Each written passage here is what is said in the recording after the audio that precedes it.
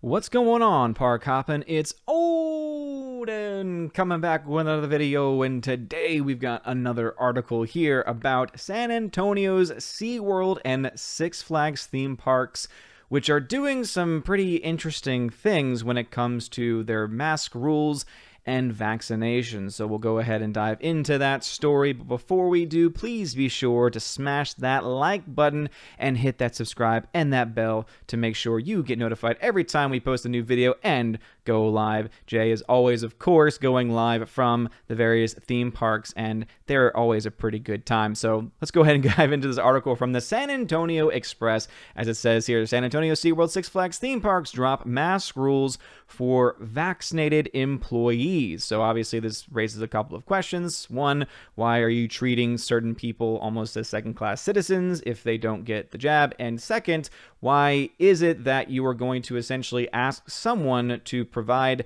health information, which in most cases seems to be a violation of HIPAA, though I suppose when you're working for a company, they might be able to work that into their terms and conditions. I'm actually not entirely sure. They probably can at this point, but it is still interesting nonetheless to see that they are not the only companies that are trying this across the nation. So as it says here, San Antonio's 2 theme parks are allowing employees to drop their mask if they have been vaccinated, but are taking different approaches to determine which workers have received shots to protect themselves from COVID-19. This is interesting. SeaWorld San Antonio isn't relying on an employee's word, while Six Flags is. So basically, you're having a situation where Six Flags is saying, all right, if you use your word to say that you have received this, we will believe you. You don't have to wear a mask. Everything is fine. Whereas at SeaWorld, they want documentation. We must see your papers. Yes, please. You must show us your papers if you want to work here. Again, I just personally, as someone who is a very much more independent-minded person and a much more, limited government, libertarian-minded person, for me, I'm like, really? I just don't really like. Obviously, it's a private business, and so one could make the argument of private businesses having these types of decisions. But then again, also there's the health there's the knowledge of health information violation that seems to be happening too, and so my brain is kind of very much mixed on this one overall. But it definitely has the adage of, let me see your papers, please. All right, it goes on. Quote, our employees have to bring proof of vaccination to the Human Resources Department, said SeaWorld spokesman Chuck Carew. When they do, they get a little sticker they put on their employee name tag that indicates that they have been fully vaccinated and are not required to wear a mask. Okay, so they get to wear something that indicates that they are okay. All right. They get a thing that they get to wear that indicates their status. That doesn't sound problematic at all now, does it? The new policy, which went into effect last week at SeaWorld parks, both in Orlando and San Antonio, comes after the company dropped mask requirements for vaccinated guests May 15th, but with a significant difference. We are on an honor system for guests, Kuro said of the park's rules for visitors. So again, rules for thee and not, rules for thee and not for thou. And again, some rules apply to you, some rules don't apply to you. It seems kind of confusing in the end. As a private company, I guess when it comes to their employees, they do have a little bit more say so, but it is just very interesting how they're like, oh, it really matters. It's really important. This is a matter of health for our employees who are much smaller in number, whereas for guests, it's, oh no, come on in, we'll take your money, and oh yeah, well, we'll take your word for it. I don't know. It just, there seems to be that level of hypocrisy, right? Either it's a major issue, it's a major problem, and there's a reason to be afraid, and there's a reason to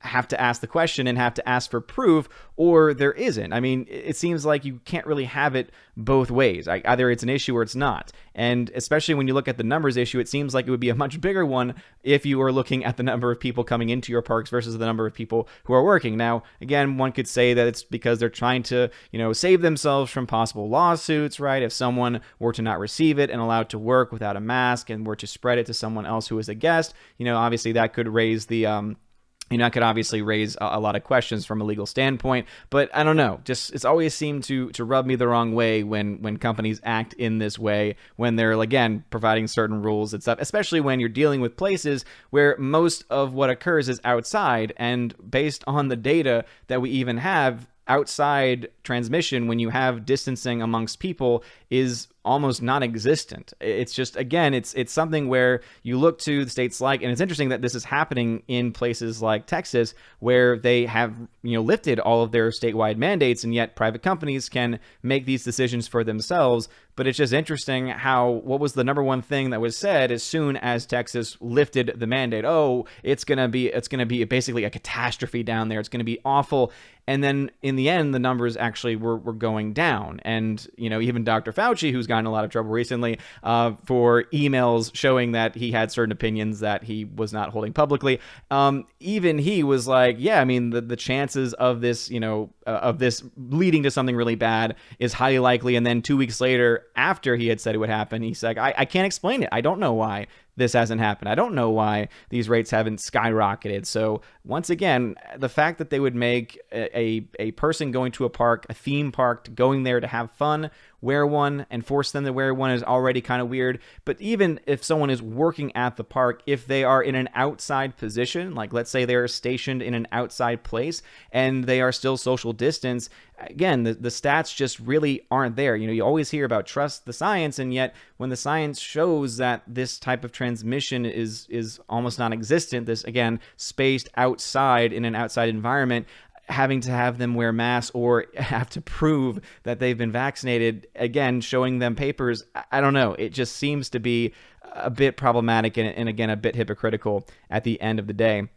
As it goes on here, it says that Six Flags Fiesta Texas spokesman Jeffrey Filico said the park's removal of the mask requirements for vaccinated guests on May 22nd also extended to vaccinated employees, but no proof is required for either group, so they just go by word of mouth. Filico said employees are still required to undergo temperature checks, which the theme park dropped for guests when it ended mask requirements for them. SeaWorld dropped temperature checks for guests and employees on May 6th. And again, at the time, temperature checks, I think, were a pretty good idea because you might have those people that like to try to go to work when they're sick, when they probably shouldn't. I see it happen a lot as a teacher. But what I do find interesting is that, at least from my own experience in my own environment, I actually asked at the end of the year when we got rid of that, like, how many did we actually, catch? Like, how many fevers actually were present from people who had not decided to stay home because they were feeling bad? And it was literally one person. And when you think about how many days people are going to a certain location out of hundreds of people, you really see that, yeah, obviously it's something that it has that benefit, right? You think to yourself, maybe someone doesn't realize that they have a fever. Maybe they don't realize that they're sick, or maybe they just, again, want to put themselves out there because there are people who want to go to work, who want to do whatever, even if they are sick because they don't like to miss days. But it's just interesting to me that a lot of these things that have been implemented, a lot of these things that have been put out there to try and offer protection, again, as logical as they have been, have not really shown themselves to be nearly as effective, especially in this specific case when we're talking about people who are outside most of the time. And again, just looking here at this picture of this performer who is on stage, easily socially distanced from anyone else that she's performing with, and very much socially distanced from everyone in the crowd. I'm sorry, but there's no logic to say that she's going to be able to, even if she had just a regular cold, give that to anyone in the process. And again, this just, to me, just seems just like what we've seen happen with the conversations between Rand Paul and Dr. Fauci. It just seems to be political theater in a lot of these places where it's not actually about stopping the spread necessarily. It's about trying to show that you care. It's right. It's the psychological impact, which I totally understand, right? It totally does make sense from a logical standpoint. But as I said, if you're going to have the vast majority of your people, in SeaWorld's case, who are coming into the park, go on the honor system and not offer that also to the people that work for you when the numbers are a lot greater, again, the question's asked, like, why is it that you're doing it in this way? Again, if it's about danger or if it's about risk factor, it would seem that it would make more sense for it to be with guests, with the number being vastly more than anyone who is working. And as I said, if they're in an outside position,